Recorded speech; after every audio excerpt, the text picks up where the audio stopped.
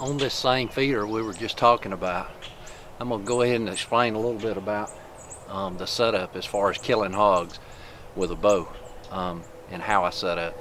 So on this feeder right here, behind us, I got a big swamp, okay, and the water's really been up here, so it's kind of affected things a lot. It's pushed the hogs way up on higher ground, but now it's starting to go back down. So I got a main creek coming in this way, and then parallel right here is the Okmulgee River over here, okay? We're probably 250 yards from the river. So those hogs pass in and out that way, come around the edge of this swamp, come in here. You got a lot of bedding area here, and then back across the road right here, it is super thick. It's a ton of bedding area, and that's what you want. You want to cut out a little spot, get in it, and be amongst all the bedding area, and the hogs feel a lot more comfortable about coming in. Some places you go, I've been before, hogs come out most of the time before dark, but in this particular spot here, these hogs are super smart. They've been pushed around from areas around here, so a lot of times they're later on coming in the evening, a lot of times 8:30, 9 o'clock at night, and that's where we use our green light and the pressure switch on the bow to kill them in the dark. So, but to explain a little bit about as far as my stand, feeders here, and I'm going to come around and pan and show you where the stand's at. And in the shot, 18 yards. So, I mean, there's no need in setting up a stand 30 yards away. When you're shooting hogs with archery equipment, I'm telling you, the kill zone on a hog is very small, and a lot of times it's after dark when you kill them.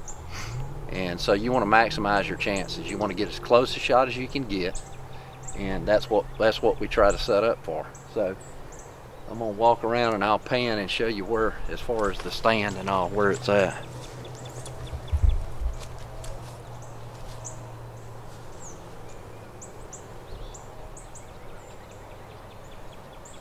So you got the feeder here, and then the stand is right there on that point, on that swamp.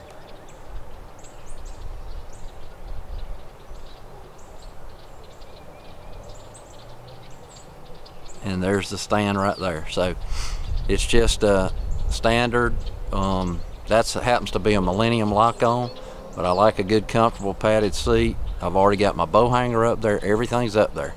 So all you got to do is just ease up in there, hang your bow up, and you're ready to hunt. Wait on the feeder to go off.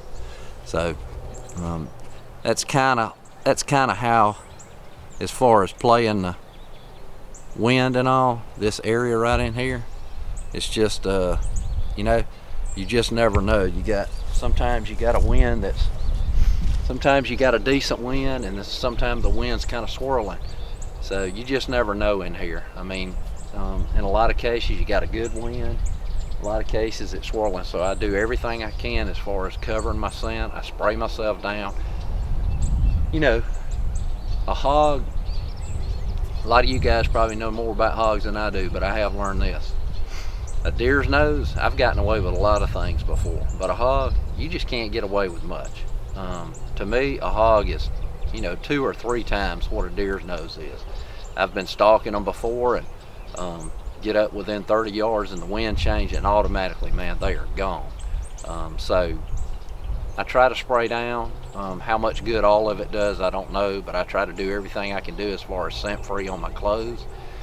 In this case here, I got a lot of coons here, so I've been trying a coon cover scent, like a coon urine scent, see if it'll cover some.